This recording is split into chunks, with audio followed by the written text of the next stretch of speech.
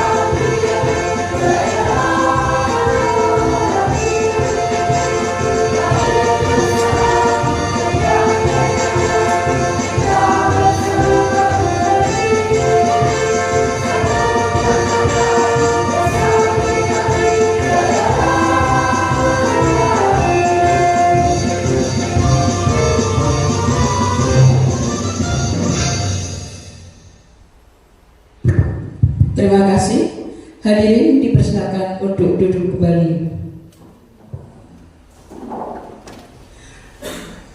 Agar acara ini bisa berlancar mulai awal sampai akhir, marilah kita berdoa sesuai dengan keyakinannya masing-masing.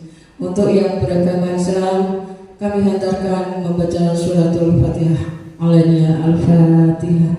A'udzubillahi minasyaitonirrajim. Bismillahirrahmanirrahim.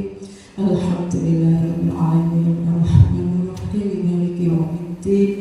Iyyaka na'budu wa iyyaka nasta'in. Ihdinas siratal mustaqim. Siratal ladzina an'amta 'alaihim ghairil maghdubi 'alaihim waladdallin. Terima kasih.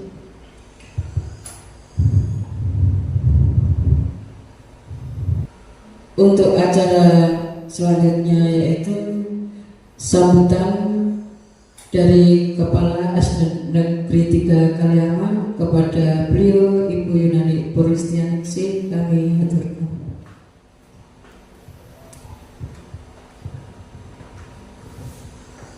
Terima kasih atas waktu yang telah diberikan. Assalamualaikum warahmatullahi wabarakatuh.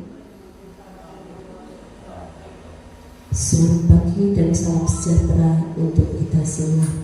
Yang saya hormati Bapak dan Ibu Guru SD Negeri 3 Kaliaman, dan juga khususnya kepada 3 calon guru penggerak yang ada di SD Negeri 3 Kaliaman, yaitu Bapak Asharudin Latif SPDSD, 2 Ibu Azimatul Malika SPDSD, dan Ibu Yohana SPDSD.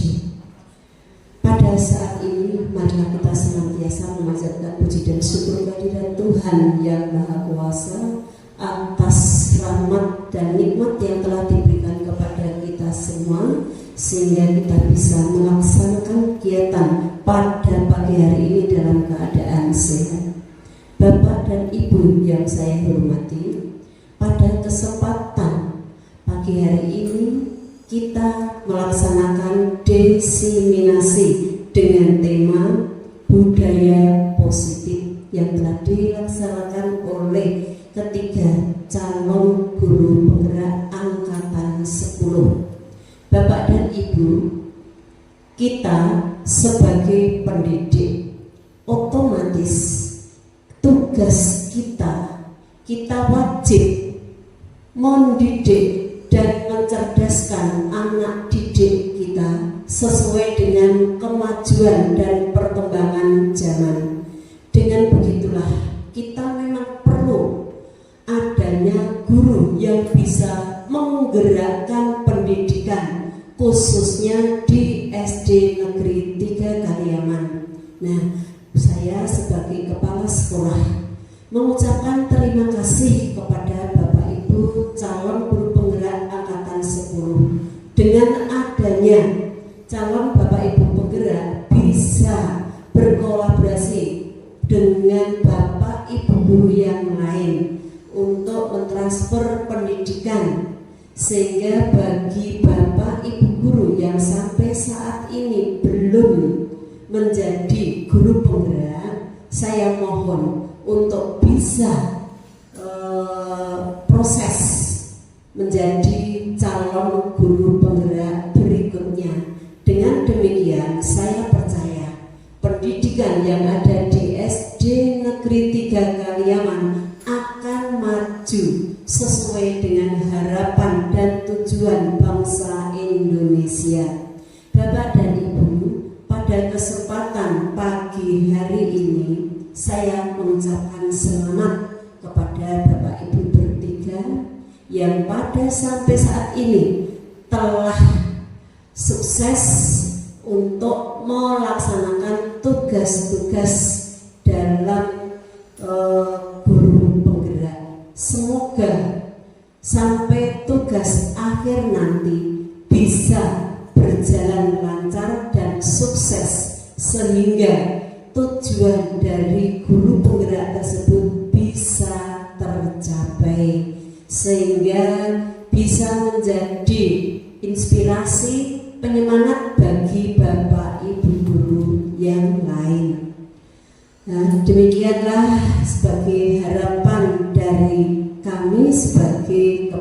sekolah. Demikian sambutan dari kami. Terima kasih. Wassalamualaikum warahmatullahi wabarakatuh.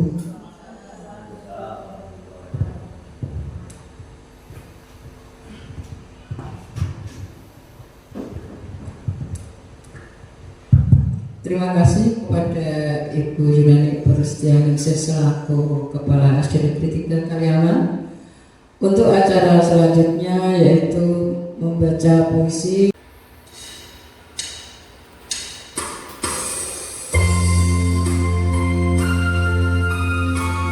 Aku melihat Indonesia.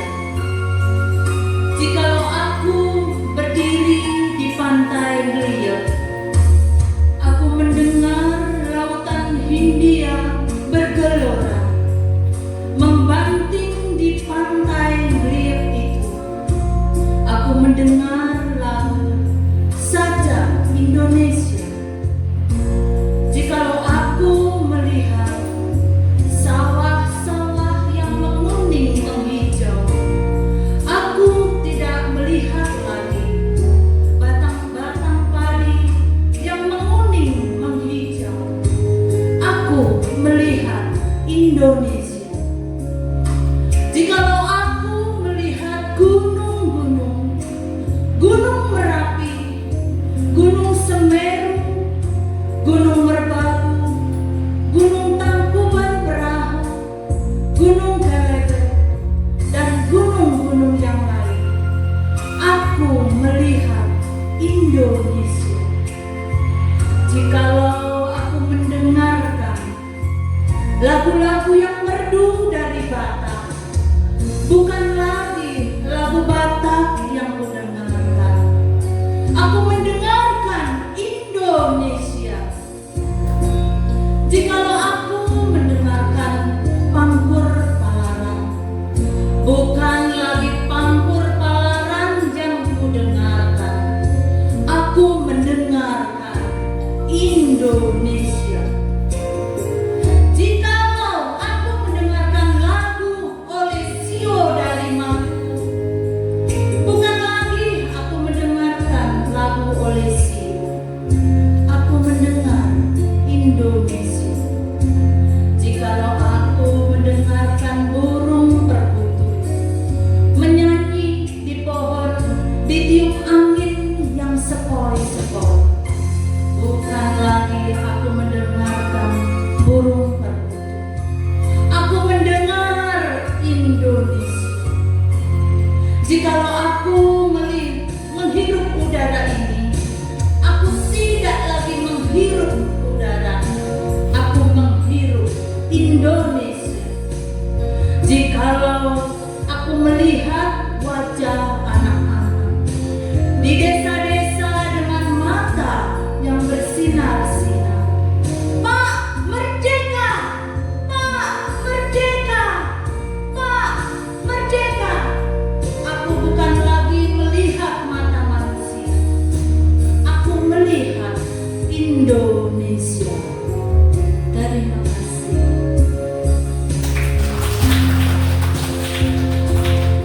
Terima kasih kepada Saudara Yohana. Selamat siang, saya ucapkan kepada Bapak Ibu. Ya, terima kasih sebelumnya saya ucapkan karena Bapak Ibu sudah berkenan hadir di ruangan kelas 3 untuk mengikuti diseminasi aksi nyata saya modul 1.4, yaitu tentang budaya positif. Nah, Ibu Bapak guru hebat, pengimbasan ini memang harus saya lakukan. Karena apa? Jadi apa yang saya pelajari dari calon guru penggerak itu tidak akan saya lakukan sendiri, tapi saya akan membagi dengan Bapak Ibu supaya apa? Tujuannya agar anak-anak kita di SD Negeri 3 Kaliaman ini dapat menjadi anak yang seperti yang kita inginkan.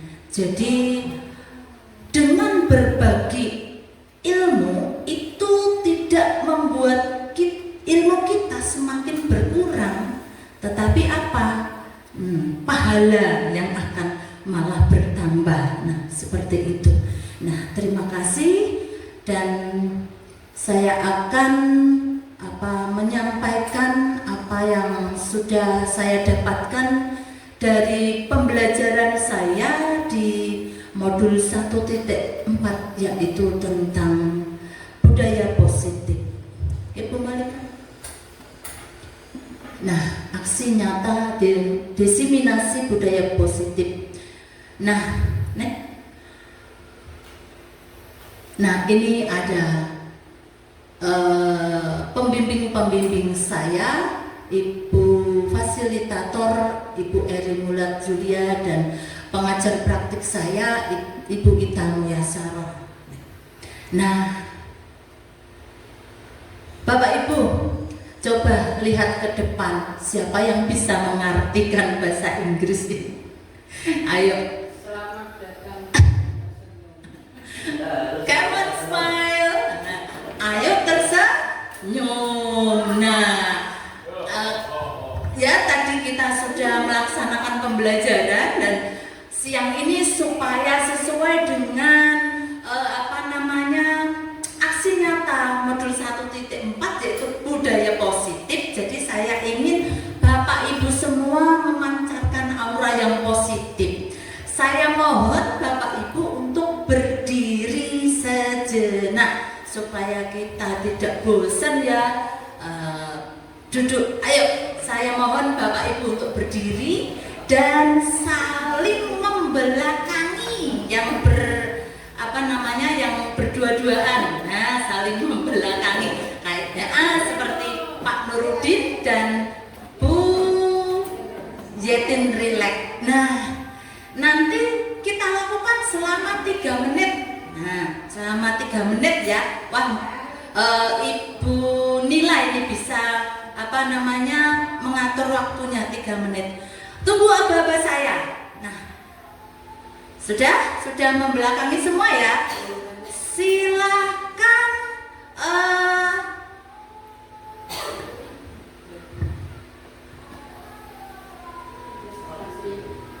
dikat, Pak.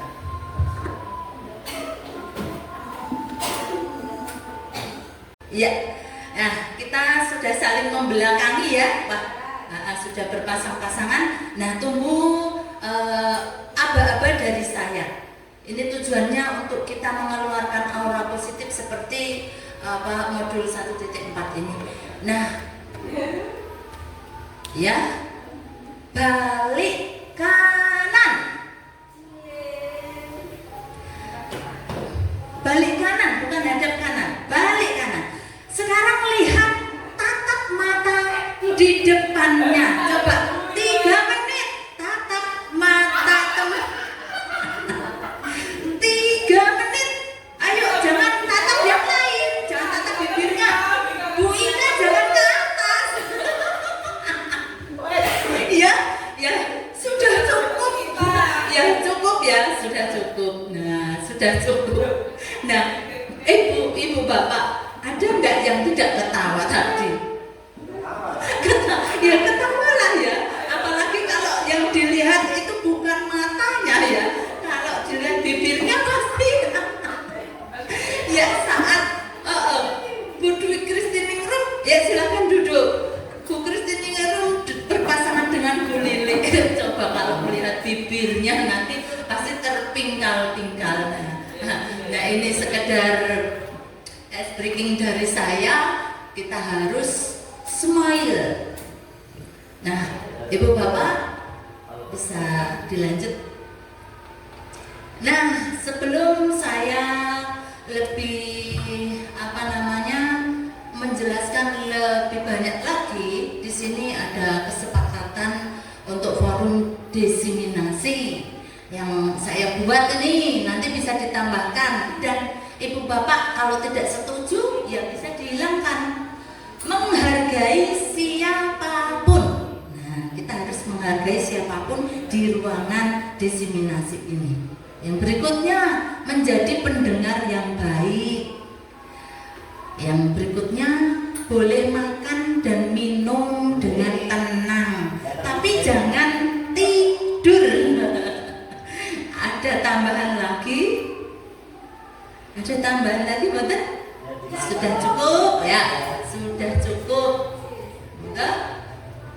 Nah, sebagai pengantar, memahami konsep pendidikan menurut Ki Hajar Dewantara yang dihubungkan dengan konsep budaya dan lingkungan positif di sekolah yang berpihak pada murid. Konsep pendidikan menurut Ki Hajar Dewantara atau lebih kerennya KHD melibatkan pengakuan akan pentingnya budaya dan lingkungan positif di sekolah yang menempatkan murid itu sebagai fokus utama. Dalam konsep Bapak KHD ini, pendidikan bukan hanya mentransfer pengetahuan atau memberikan ilmu saja, tetapi juga mencakup pembentukan karakter dan pengembangan setiap murid. Oleh karena itu, menciptakan budaya dan lingkungan yang mendukung, inklusif dan memberdayakan di sekolah menjadi kunci untuk mewujudkan visi pendidikan yang diinginkan. Nah, sekarang disiplin positif, nilai-nilai kebajikan universal. Nah, pembelajaran dengan paradigma baru. Ibu bapak, saat ini kita itu masuk dalam paradigma yang baru ya, bukan pembelajaran zaman dulu. Kita sekarang di era milenial, jadi harus mengikuti pembelajaran dengan paradigma baru. Nah, ada apa ini dengan pembelajaran paradigma baru? Yaitu merupakan pembelajaran yang dirancang berdasarkan prinsip pembelajaran berdiferensiasi, sehingga para peserta didik belajar sesuai dengan kebutuhannya berdasarkan tahap perkembangan sesuai teori psikologis modern untuk mewujudkan profil pelajar Pancasila. Nah, ada yang tahu menurut bahasa Bapak Ibu kata berdiferensiasi itu apa sih? Berdiferensiasi kalau dalam pembelajaran di kelas kita itu kita memberikan pembelajaran berdasarkan kemampuan anak, berdasarkan kondisi anak, kebutuhan anak itu yang kita beri. Jadi kita tidak menyamaratakan, semuanya harus diberi materi ini. Kadang ada anak yang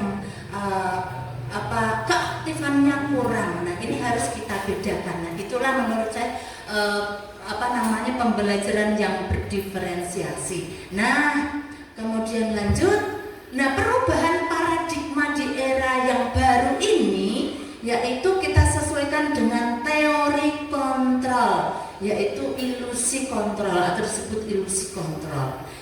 Ilusi itu seakan kita membayangkan gambaran ilusi guru mengontrol murid. Nah, ilusi bahwa kritik dan membuat orang merasa bersalah dapat menguatkan karakter.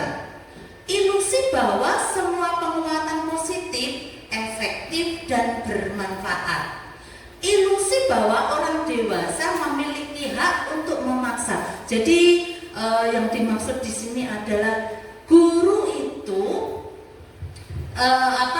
tidak semata-mata memiliki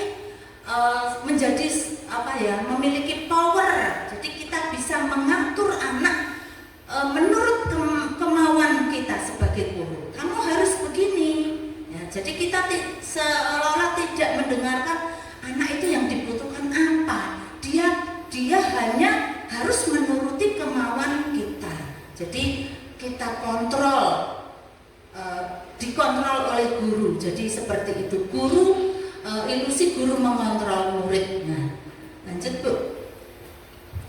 Kemudian sekarang dari paradigma yang baru tadi, coba Bapak Ibu, ini ada kegiatan kepalan tangan, coba nanti mohon dipraktekkan. Ada yang mempraktekkannya.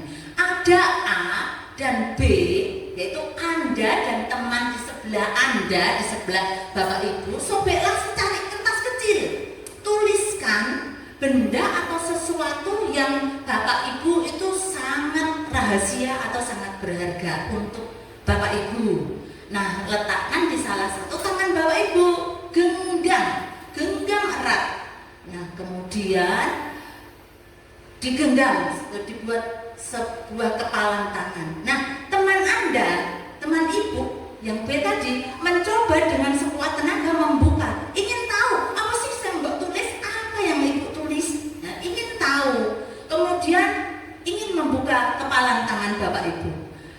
Berbagai cara supaya kepalan tangan teman Bapak Ibu yang sebangku ini ya dibuka. Ibu boleh membujuk, boleh merayu, boleh menghardik, boleh mengancam. Nah, supaya teman Bapak Ibu membuka. Nah, ini menggambarkan ya apa yang akan terjadi. Coba seandainya ini Bu Lili Waziroh, Bu Lili menuliskan sebuah kata-kata yang sifatnya rahasia atau menurut Ibu Lili itu sangat berharga. Kemudian Bu Dwi Kristini Ngurung, Bu mau bertanya, Bu Lili apa sih yang Bu Lili tulis? Kira-kira Bu Lili hanya kepo loh, seperti itu, atau ya lo nih pengen tahu ini lo seperti itukah, atau mempertahankan padahal ini yang kita anggap itu ada pada diri kita. Bu Lili, bagaimana menurut Bu Lili? Apakah dibuka begitu saja atau bagaimana? Coba kalau Bu Lili bagaimana? Monggo, dibuka apa tidak, dipertahankan? Terima kasih waktu yang diberikan kepada saya. Kalau sekiranya apa yang saya tulis itu suatu rahasia yang perlu saya simpan sendiri, atau mungkin itu kalau seandainya Bu Titin menanyakan kepada saya, maka dengan mohon maaf saya jawab, maaf ya Mbak, kayaknya nggak begitu penting bila disampaikan. Tapi seandainya itu tulisan saya mau saya berikan ke anak yang sifatnya itu teguran, atau misalnya pertanyaan untuk anak-anak yang nanti saya sampaikan ketika saya menyampaikan materi pelajaran, maka saya menjawab kepada Bu Titin ya seperti apa adanya yang sesuai saya tulis. Terima kasih. Nah, terima kasih Bu Lili Waziroh. Jadi apa Bu Lili Waziroh mau membuka tangan dan memberitahu apa yang ditulis itu adalah tergantung dari Bu Lili sendiri. Seperti itu, guys. Nah, jadi siapa sih yang bisa mengontrol Bu Lili Waziroh? Apakah Bu Yetin? Apakah Ibu Yunani? Sudah, bes, kasih no. Seperti itu? Enggak kan? Nah, itu tergantung diri kita sendiri. Nah, yang mampu mengontrol diri kita itu adalah diri kita sendiri, bukan orang lain. Begitu juga dengan anak-anak kita. Kita tidak bisa mengontrol anak-anak kita. Sebagai pendidik, menurut Ki Hajar Dewantara, kita itu hanya menuntun ya. Kita itu ibaratnya anak sebagai kertas putih. Kita ini menorehkan apa? Kita hanya menyupport, memupuk dan mengarahkan. Nah, posisi kontrol yang sepenuhnya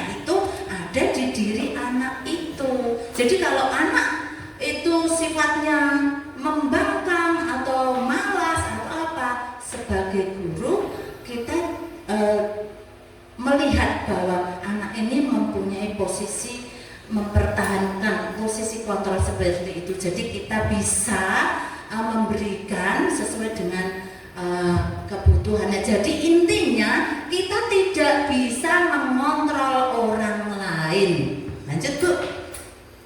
Nah, dari perubahan paradigma stimulus respon teori kontrol, siapa sesungguhnya yang memiliki kontrol tadi? Kalau menurut stimulus respon dan teori kontrol, pertama kita mencoba mengubah orang agar berpandangan sama dengan kita. Pandangan Bu Lilik mempunyai harapan, mempunyai cita-cita. Lalu saya yang mengontrol, jangan begitu Bu, sebaiknya seperti saya ini loh. Nah seperti itu kalau di stimulus respon. Tetapi kalau di teori kontrol, kita berusaha memahami pandangan orang lain. Jadi saya harus memahami, Bu Lili punya pendapat seperti itu, ya saya harus memahaminya. Nah bukan saya mencoba, Bu Lili harus kalau bisa biar gampang kita samakan saja. Nah tidak bisa seperti itu. Kemudian perilaku buruk dilihat sebagai suatu kesalahan, ini di stimulus respon. Tetapi kalau di teori kontrol, semua perilaku memiliki tujuan. Kita punya tujuan masing-masing. Nah kemudian stimulus respon, orang lain bisa mengontrol saya. Itu kalau pandangan stimulus respon. Tapi kalau di teori kontrol, hanya saya yang bisa mengontrol diri saya, tidak ada yang bisa mengontrol selain saya. Nah, kemudian saya bisa mengontrol orang lain, itu kalau di stimulus respon. Tetapi kalau teori kontrol, saya tidak bisa mengontrol Bapak Ibu semuanya. Nah, pemaksaan ada pada saat bujukan gagal. Nah, kalau dibujuk-bujuk gagal misalnya, ayolah buka Bu Lili, buka. Jika bujukannya gagal, maka bisa saja terjadi dipaksa. Tidak mau membuka, saya paksa nih, saya paksa. Nah itu kalau stimulus respon. Saya paksa dalam arti memaksa kemauan anak seperti yang kita mau. Tetapi kalau di teori kontrol, kolaborasi dan konsensus menciptakan pilihan-pilihan baru. Yuk lanjut Bu. Nah kemudian, disiplin positif. Kira-kira apa sih yang terbesit dalam pikiran Bapak Ibu? Namanya disiplin, tapi positif bukan negatif. Ada yang tahu? Tunjuk jari. Disiplin positif apa itu? Baiklah, kita akan kutip lebih banyak lagi ya. Sebagai guru yang baik harus memiliki kemampuan dalam mewujudkan budaya positif di sekolah. Budaya positif tersebut dapat dijalankan dengan menerapkan konsep-konsep inti. Jadi budaya positif itu selalu ada di sekolah kita. Kalau tidak ada, kita yang ciptakan budaya yang positif. Nah, yaitu konsep-konsep yang ada dalam budaya positif itu seperti disiplin positif dan nilai-nilai kebajikan universal, motivasi perilaku manusia, keyakinan sekolah atau kelas, kebutuhan dasar manusia, posisi kontrol, restitusi dan segitiga restitusi. Lanjut Bu. Nah, disiplin itu berasal dari kata disiplina yang artinya itu belajar.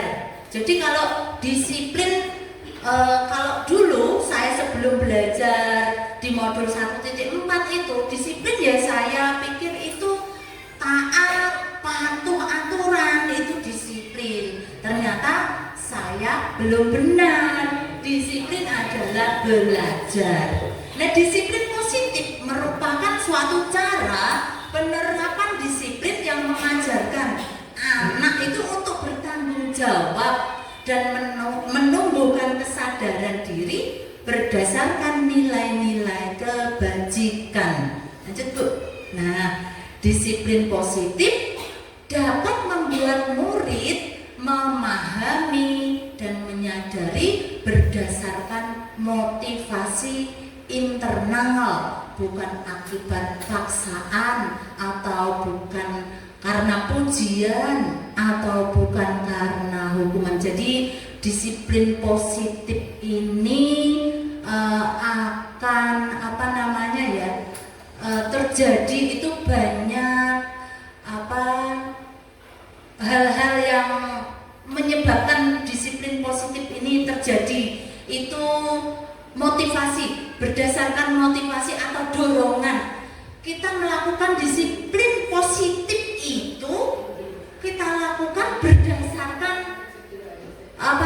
paksaan atau karena pujian atau karena hukuman kita melakukannya. Lanjut Bu. Nah, Bapak Ibu, kita sebagai guru yang baik itu mengajarkan kepada anak-anak kita berdasarkan penilaian yang sudah ada di visi pendidikan bangsa Indonesia. Jadi kita lebih baik di ranah itu. Jadi kita tidak keluar dari konsep-konsep profil pelajar Pancasila. Jadi kita tumbuhkan budaya positif itu berdasarkan profil pelajar Pancasila ini yang biasanya kita buat untuk penilaian dalam pembelajaran kita di asesmen yang kita lakukan, yaitu beriman dan bertakwa terhadap Tuhan Yang Maha Esa. Disiplin positif bisa muncul dari kemandirian, disiplin positif bisa tumbuh dari berkebinekaan global, gotong royong, kreatif dan bernalar kritis. Nah, sekarang kita masuk dalam motivasi perilaku manusia. Motivasi itu apa ya? Motivasi ada yang tahu Bu? Motivasi apa Bu? Ya, motivasi adalah dorongan. Motivasi perilaku manusia, berarti dorongan tentang tingkah laku manusia. Nah, seperti itu.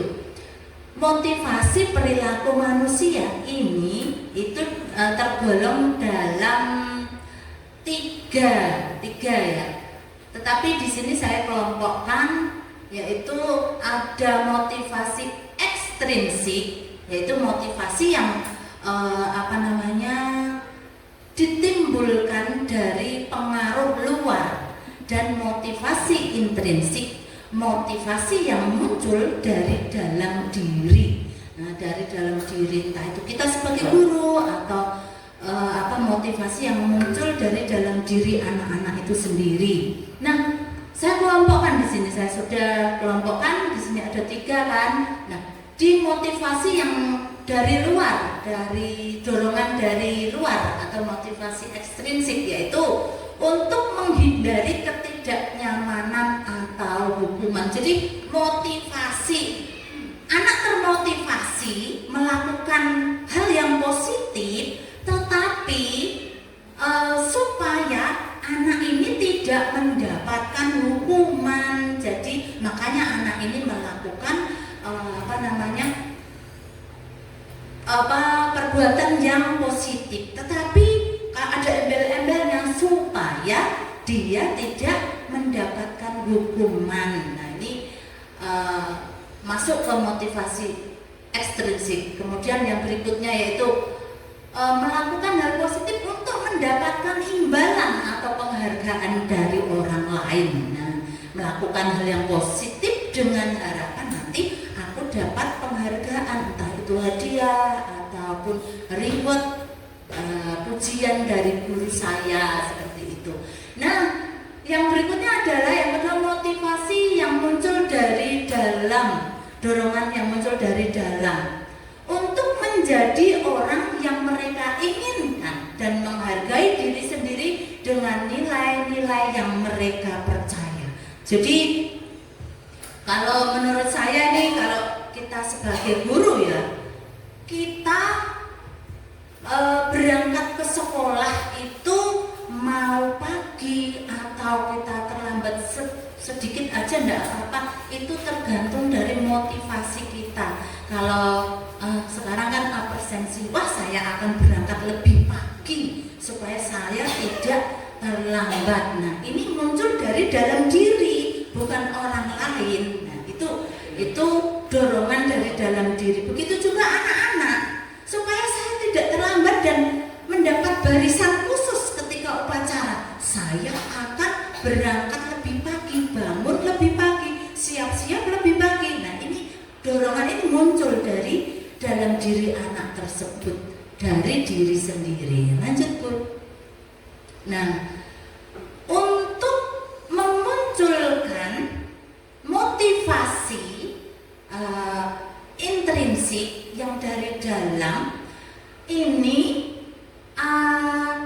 dilakukan dengan namanya keyakinan sekolah atau keyakinan kelas. Untuk memunculkan motivasi internal pada diri anak atau diri kita yang mendukung motivasi intrinsik, kembali ke nilai keyakinan-keyakinan lebih menggerakkan seseorang dibandingkan mengikuti serangkaian peraturan-peraturan. Ya lanjut Bu, nanti kita akan lebih paham. Nah, keyakinan kelas atau keyakinan sekolah, siapa yang berperan untuk menjadi atau mengarahkan? Guru berperan di dalam mewujudkan terbentuknya keyakinan sekolah atau keyakinan kelas dengan adanya kesepakatan antara guru dan murid. Jadi Bapak Ibu, untuk memunculkan nilai positif, perbuatan anak kita yang positif itu kita bisa membuat dengan cara membentuk keyakinan sekolah. Keyakinan sekolah dibuat oleh siapa? Kalau kelas dibuat antara guru dengan siswa. Tapi kalau sekolah antara kepala sekolah, guru dan siswa. Nah, mau lanjut? Nah, saya punya pertanyaan pemantik. Apakah Anda setuju dengan pertanyaan ini? Nomor 1, hukuman dapat mendisiplinkan anak. Setuju Bu Lili? Kalau hukuman itu dapat mendisiplinkan anak? Nah, tidak ya, tidak. 2, pemberian hukuman dengan hal positif ini, hukumannya hal positif ini, bukan yang negatif. Seperti membaca, membersihkan halaman sekolah, dapat meningkatkan disiplin anak. Pak Asarudin setuju tidak? Tidak setuju. Kalau Mbak Yetin setuju apa tidak? Setuju. Ada yang tidak setuju, ada yang setuju.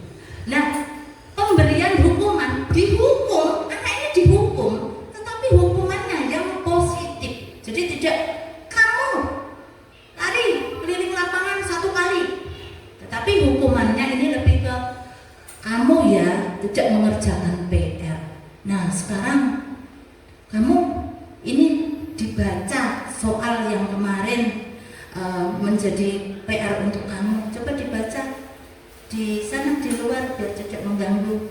Nah seperti itu, ini anak lebih meningkatkan disiplinnya. Berarti besok saya akan mengerjakan PR supaya ini tidak terjadi pada saya. Nah seperti itu. Jadi disiplin anak ini terbentuk. Jadi tidak mengulangi lagi.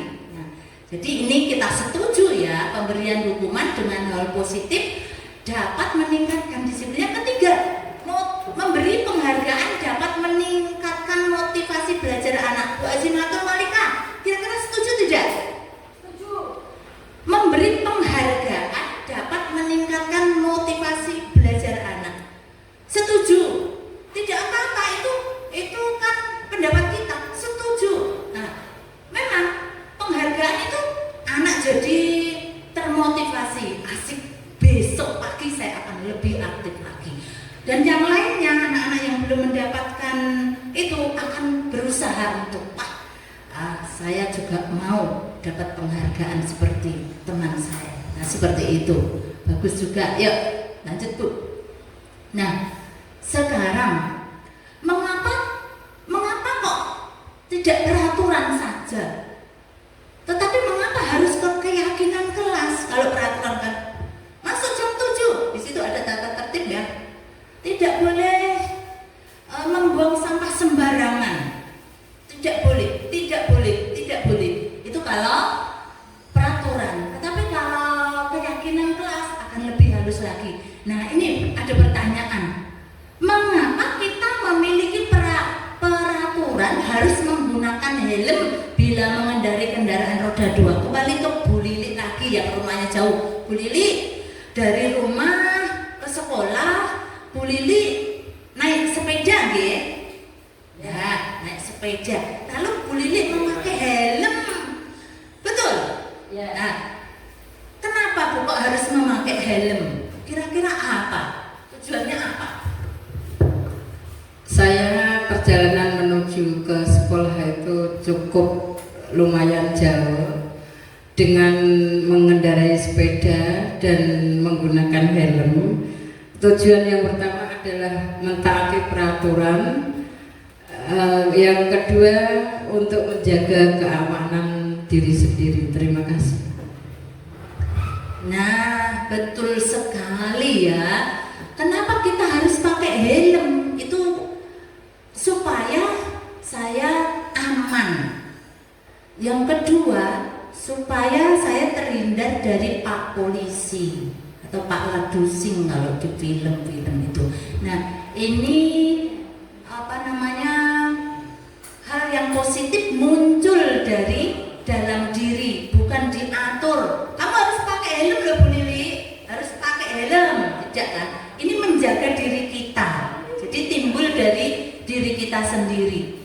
Mengapa kita memiliki peraturan 3M, menggunakan masker, mencuci tangan, dan menjaga jarak 1,5 meter? Nah, ini supaya kita menjaga kesehatan kita dengan maksud seperti itu ya. Mengapa kita memiliki peraturan harus datang tepat waktu pada saat mengikuti pelatihan? Nah, hal-hal ini, motivasi ini muncul dari dalam diri intrinsik supaya saya tidak ketinggalan materi nantinya. Kalau saya tertinggal waktu hadir mengikuti pelatihan kan saya malu. Sudah dimulai, masa saya baru datang, saya jadi malu seperti itu. Jadi untuk mendukung motivasi intrinsik, kembali ke nilai-nilai keyakinan-keyakinan yang lebih menggerakkan seseorang dibandingkan mengikuti serangkaian peraturan-peraturan. Dan nanti ini bisa Bapak Ibu lakukan di kelas masing-masing, membuat namanya keyakinan kelas. Dan nanti lebih kesananya nanti ada bagaimana sih membuat keyakinan kelas yang baik itu. Lanjut Bu. Nah, ini peraturan dan keyakinan kelas. Nah, perhatikan baik-baik Bapak Ibu kalimat-kalimatnya, dikemas dan yang biasa saja. Kalau peraturan selalu kembalikan buku ke tempatnya. Tetapi kalau keyakinan kelas ini bersifat umum dan lebih halus ya, lebih selalu kembalikan buku ke tempatnya. Dalam kalimat keyakinan kelas, tanggung jawab, dilarang mengganggu orang lain. Di keyakinan kelas yaitu menghormati orang lain, hadir di sekolah 15 menit sebelum pembelajaran dimulai, yaitu menghormati orang lain atau berkomitmen, dilarang melakukan kekerasan. Itu kalau peraturan dilarang, tidak boleh. Nah, itu kalau di keyakinan kelas, maka keselamatan yang diutamakan atau menghormati orang lain. Dilarang menggunakan narkoba. Nah, ini alasannya untuk kesehatan. Lanjut Bu. Nah, ini keyakinan kelas yang saya kutip ya. Setiap anggota kelas perlu belajar, senang. Ini dasar-dasarnya. Dasarnya membuat kesepakatan kelas karena anggota kelas kita kan perlu belajar, perlu senang, perlu melakukan tugas, saling menghargai, merasa aman, selalu bersikap positif, senantiasa menjadi diri terbaik. miliknya. Nah, itu. Ya, lanjut. Nah, Ibu Bapak, dari perubahan pada modul 1.4 ini ada materi dihukum oleh penghargaan. Nah, pengaruh jangka pendek dan jangka panjang. Hukuman itu ternyata nanti ada pengaruhnya jangka panjang dan jangka pendek. Nah, kemudian ini yuk kita cerna. Penghargaan itu menghukum. Penghargaan itu mengurangi ketepatan. Penghargaan itu tidak efektif. Penghargaan itu merusak hubungan, dan penghargaan menurunkan kualitas. Penghargaan mematikan kreativitas. Penghargaan mengurangi motivasi intrinsik. Jadi tadi sebelumnya Bu, sebelumnya lagi. Nah, berpengaruh jangka panjang dan jangka pendek. Kalau penghargaan itu kan pengaruhnya di jangka pendek. Nanti suatu saat ketika mood anak didik kita turun, ya sudah sebatas itu saja. Nah, ketika kita memberikan penghukuman misalnya, penghukuman itu akan berasa dalam jangka yang panjang. Bahkan kalau kita sudah ketika kita SD sampai dewasa itu akan masih teringat apa yang kita alami pernah dihukum. Nah, itu akan mempunyai pengaruh dalam jangka yang panjang. Nah, lanjut. Nah, ini ada tindakan guru. Nah, ini akan mengarah ke hukuman atau konsekuensi. Hukuman itu adalah apa namanya ya? Hukuman adalah tindakan atas dari perbuatan ya. Kalau konsekuensi itu kamu berbuat, jadi kamu mengetahui yang terjadi, konsekuensinya ini yang telah kamu lakukan itu, ini loh konsekuensinya. Nah, ini mencatat 100 kali di dalam buku kalimatnya, saya tidak akan terlambat lagi, saya tidak akan terlambat lagi 100 kali karena anak ini terlambat ke sekolah. Ini masuk hukuman atau konsekuensi? Masuk apa Bu Lili? Yang mencatat 100 kali masuk ke hukuman. Lari mengelilingi lapangan basket 2 kali karena terlambat, hukuman apa konsekuensi? Hukuman. Menggantikan kertas tugas temannya yang telah dicoret-coret. Ayo, kamu kan sudah mencoret-coret buku kertas temanmu. Sekarang kamu harus tanggung jawab, kamu ganti. Itu konsekuensi atau hukuman? Konsekuensi. Membersihkan tumpahan air di meja tulis karena tersenggol pada saat belajar, kamu harus membersihkan. Ini kan kamu senggol tadi, ayo dibersihkan. Itu konsekuensi. Nah, karena tindakan kita, maka kita akan berbuat apa yang sudah kita lakukan. Itu namanya konsekuensi. Lanjut Bu. Nah, perbedaan antara hukuman dan konsekuensi tadi. Hukuman, kalau hukuman itu sesuatu yang menyakitkan, harus terjadi. Tetapi kalau konsekuensi, sesuatu harus terjadi. Lebih paham lagi, supaya lebih paham lagi, membuat anak sakit. Kalau hukuman itu dapat membuat anak sakit, entah itu fisik maupun hatinya. Nah, ini dalam jangka waktu panjang ini akan terus ada di pikiran, di hatinya, diingat-ingat terus. Itu kalau hukuman. Tapi kalau konsekuensi, anak merasa tidak nyaman, hanya anak merasa tidak nyaman, dan jangka waktunya akan pendek. Habis dilakukan, ya sudah selesai, tidak diingat-ingat lagi. Nah, hukuman dapat membuat anak ini membenci kedisiplinan.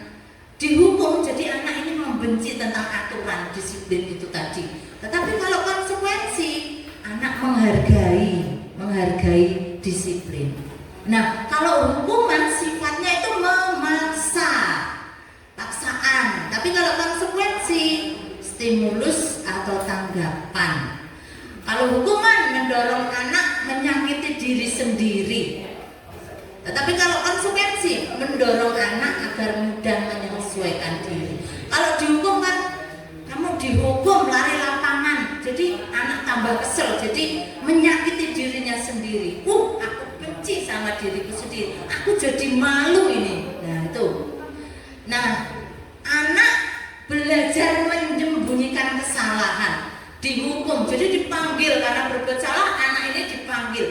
Apa yang kamu lakukan? Maka anak ini akan berusaha untuk menyembunyikan apa yang telah dilakukan dengan berkata, tidak saya kok Bu, tidak saya, benar tidak saya. Tetapi kalau konsekuensi, anak belajar untuk mematuhi peraturan. Yuk lanjut Bu. Nah sekarang kita akan masuk kebutuhan dasar manusia. Bu Lili sebagai manusia itu membutuhkan kebutuhan apa tidak sih? Entah itu butuh ya, butuh entah itu kebutuhan material, spiritual, pasti butuh ya. Masih butuh betul kebutuhan dasar. Tapi manusia itu memiliki 5 kebutuhan dasar yang akan kita pelajari hari ini. Tolong lanjut. Nah, pernyataannya begini, ketika seorang murid melakukan suatu perbuatan yang bertentangan dengan nilai-nilai kebajikan atau melanggar peraturan, hal itu sebenarnya dikarenakan mereka gagal memenuhi kebutuhan dasar mereka. Jadi ada alasannya mengapa mereka itu melanggar, karena dia itu telah gagal ya. Jadi kebutuhan dasar manusia ini ada 5. Bertahan hidup, kasih sayang dan rasa diterima, penguasaan, kebebasan, dan kesenangan. Yuk kita mau belajar lebih lagi. Saya ada kasus ini Bu. Saya ada kasus. Ibu Susi, guru wali kelas 1, sedang bingung menghadapi ulah salah satu dari murid di kelasnya. Beberapa anak telah mengeluhkan, anak-anak lain itu mengeluhkan, Asep yang seringkali meminta bekal makan siang teman-teman mereka dengan paksa. Jika Bapak Ibu menghadapi situasi seperti yang Bu Susi alami, apa yang akan Bapak Ibu lakukan? Menurut Bapak Ibu kira-kira apa sih? Nih Bu Azimatul Malikah, kira-kira apa? Sebelumnya. Nah, ini untuk menghadapi ada Asep yang sering meminta makanan ini. Kalau Anda yang punya murid seperti itu, apa yang akan jenengan lakukan, Bu Azimatul? Ya. Tadi tidak membawa bekal namanya Asep ya. Asep ditanya mengapa tidak membawa bekal.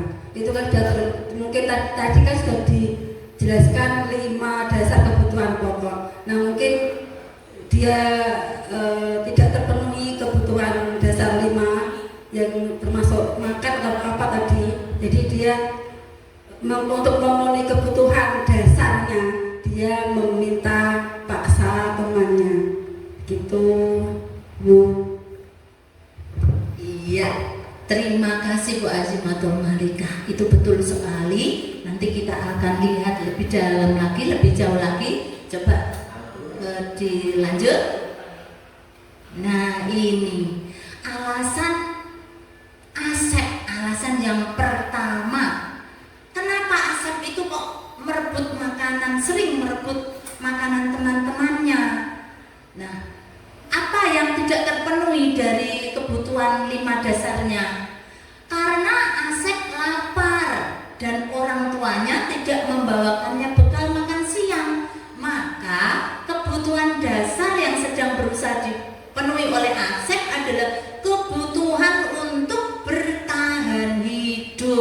dimasuk ya. Nah, alasan yang kedua, kenapa Asep kok sering merebut makanan temannya? Karena Asep ini hanya merasa senang kalau temannya itu merasa benci kepada dia, atau kalau bahasa Jawa kan bocah ini serai banget. Itu memang dibuat dia, bukan memang kebutuhannya, tapi memang Asep merasa senang kalau temannya itu jadi lebih memperhatikannya dengan merebut makanan temannya. Jadi kan teman-temannya itu pada memperhatikan dia. Kata lain, kurang perhatian.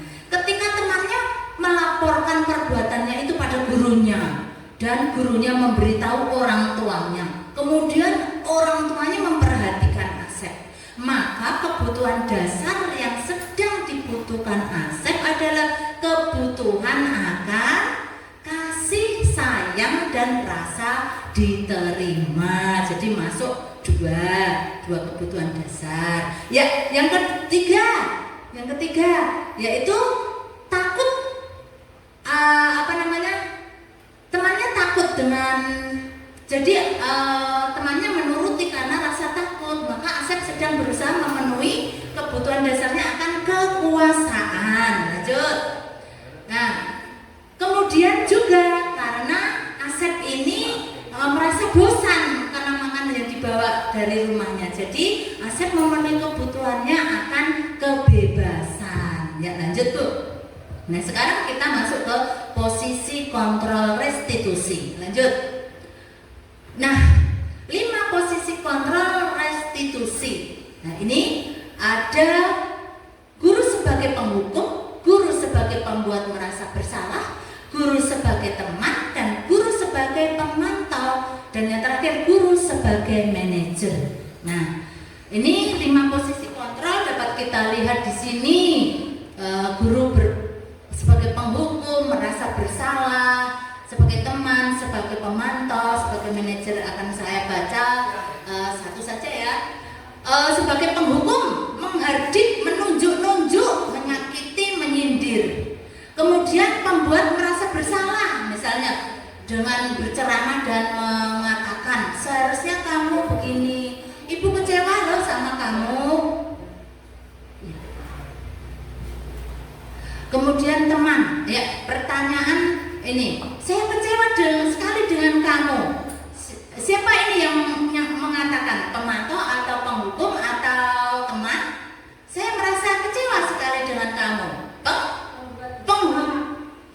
Ya, pembuat rasa bersalah. Satu kali lagi, kamu tidak pernah benar yang melakukannya. Ini sebagai penghukum. Ya, lanjut, kita sudah paham ya berarti ya. Posisi kontrol restitusi. Di antara kelima posisi kontrol tersebut, sebaiknya seorang guru menggunakan posisi kontrol sebagai manajer. Nah, kita masuk dalam segitiga restitusi. Lanjut Bu. Nah, tahapan dalam segitiga restitusi adalah 1. Menstabilkan tindakan yang salah. Yang kedua, validasi tindakan yang salah dan menanyakan keyakinan. Nah, ini ada video saya ketika saya melaksanakan restitusi. Ini bisa diputar ya? Nggak bisa ya? Ya, ini suaranya enggak? Oh, iya. Iya. Dan kedengaran ya? Oke.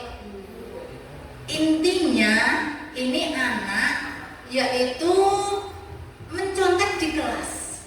Saya tidak menegurnya secara langsung, tetapi saya menerapkan dalam restitusi, segitiga restitusi. Maka saya panggil sendiri di kelas, kemudian saya menanyakan apa maksud kamu melakukannya seperti itu, dan anak ini nanti akan mengingat keyakinan kelas yang sudah kita buat bersama antara saya sebagai dan murid saya ini. Yuk lanjut yuk.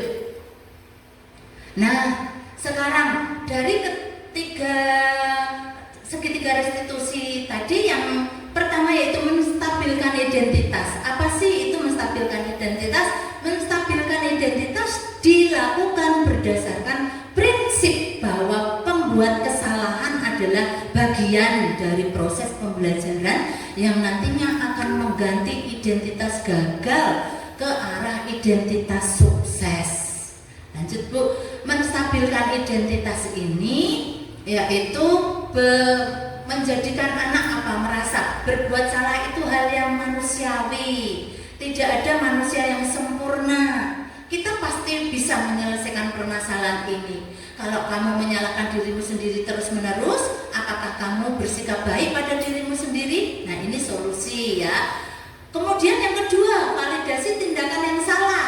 Validasi tindakan yang salah dilakukan berdasarkan prinsip bahwa setiap perilaku berupaya memenuhi suatu kebutuhan tertentu, sehingga guru atau orang tua akan bergeser dari pemikiran stimulus respon menjadi proaktif serta akan lebih mengenali kebutuhan murid. Dan yang ada di validasi tindakan yang salah ini seperti misalnya ya, kita kita tanyakan kepada anak kita, apa yang penting bagi kamu? Kamu pasti punya alasan mengapa kamu melakukannya. Maukah kamu belajar mencari cara lain untuk mendapatkan yang kamu butuhkan tanpa harus memukul? Nah, itu. Yang ketiga, yang terakhir adalah menanyakan keyakinan. Menanyakan keyakinan dilakukan dengan memberi pertanyaan-pertanyaan bermakna kepada murid atau anak untuk memunculkan motivasi secara intrinsik sehingga mampu mengaitkan keyakinannya dengan tindakan yang salah. Misalnya seperti apa? Kamu ingin menjadi anak yang seperti apa? Apa yang kamu rasakan ketika kamu melakukan itu, nak? Kamu mau jadi orang yang seperti apa? Terus nilai-nilai apa yang telah kita sepakati? Nah, sebagai guru sebaiknya kita harus memiliki kemampuan tadi mewujudkan budaya positif di sekolah. Budaya positif tersebut dapat dijalankan dengan menerapkan konsep-konsep seperti di awal tadi, ada disiplin sampai segitiga restitusi. Nah, demikian apa yang saya dapatkan dari pembelajaran guru penggerak tepatnya di modul 1.4 budaya positif. Bapak Ibu, saya akan membuka pertanyaan untuk apa yang telah saya paparkan tadi. Satu pertanyaan, boleh?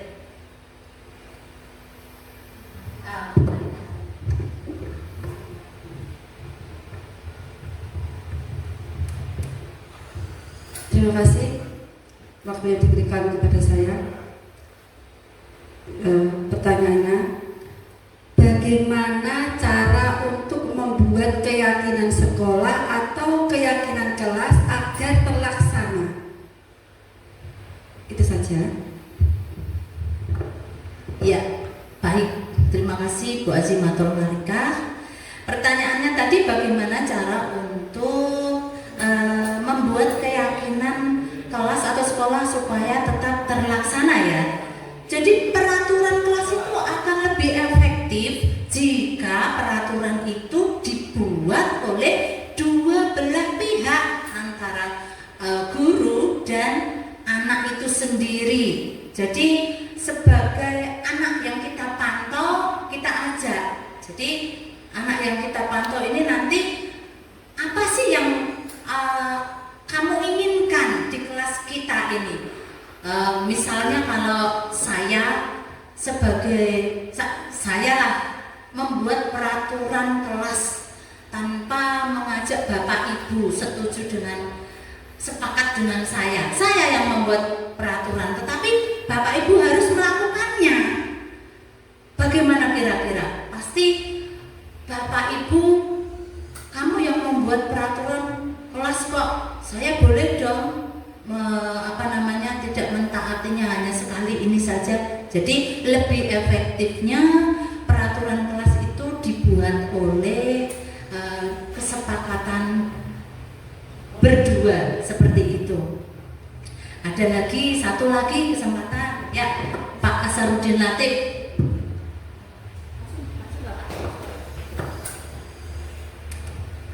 Terima kasih atas waktu yang telah diberikan. Saya bertanya, bagaimana caranya mengolah kalimat negatif ketika membuat keyakinan kelas? Kenapa harus kalimat positif? Terima kasih. Ya, terima kasih Pak Asarudin. Bagaimana caranya sih mengelola kalimat kalimat negatif ketika membuat keyakinan kelas ya? Kenapa kok harus kalimat positif? Kenapa tidak boleh kalimat positif? Sekarang Bapak Ibu, saya mau tanya nih, kalau saya berbicara ini, tolong jangan pikirkan gajah. Yang dipikiran Bapak Ibu mesti ada apa? Kalimat apa? Gajah. Jadi itu yang terucap, itu yang ada di pikiran. Secara psikologis itu kalimat yang muncul itu pasti yang ada di pikiran kita. Jadi misalnya lagi, jangan membuka website itu. Yang di pikiran kita apa? Ada apa dengan website itu? Ada apa dengan isinya ya? Jadi terngiang di pikiran kita dengan website, dengan gajah. Jadi seperti itu. Ketika kita membuat kalimat yang negatif, maka itu akan muncul di pikiran anak-anak kita. Nah, oleh sebab itu pikiran yang positif. Jadi seperti itu Pak Sarudin Latif. Kita akan menampung dari pemikiran-pemikiran anak-anak kita tentang kalimat-kalimat yang positif. Nanti kalau kita tidak tahu, kita kumpulkan, kita tampung, kita akan kolaborasikan dengan Bapak Ibu guru lain. Nah, seperti itu. Nah, demikian yang bisa saya sampaikan tentang materi budaya positif modul 1.4. Biarlah ini dapat bermanfaat bagi kita semua, khususnya untuk kemajuan sekolah kita. Apabila ada kata yang kurang berkenan di hati Bapak Ibu, saya mohon maaf yang sebesar-besarnya dan saya ucapkan terima kasih banyak. Terima kasih. Acara pada hari ini yaitu diseminasi untuk peserta calon guru penggerak sudah berjalan dengan lancar dari awal sampai akhir. Mudah-mudahan bisa bermanfaat untuk 3 peserta pada khususnya dan umumnya untuk bagi para hadirin semuanya. Dari saya, apabila ada kata-kata yang kurang berkenan di hati para hadirin, saya mohon maaf yang sebesar-besarnya. Marilah acara ini kita tutup dengan doa sesuai dengan keyakinannya. Untuk yang beragama Islam, saya hantarkan dengan suratul Fatihah. Alaniya al-Fatihah. A'udzubillahi minasyaitonirrajim. Bismillahirrahmanirrahim. Alhamdulillahirabbil alamin arrahmanirrahim maliki yaumiddin. Iyyaka na'budu wa iyyaka nasta'in. Ihdinas siratal mustaqim. Shiratal ladzina an'amta 'alaihim ghairil maghdubi 'alaihim waladdallin. Rabbil alamin. Terima kasih. Akhirul kalam. Assalamualaikum warahmatullahi wabarakatuh.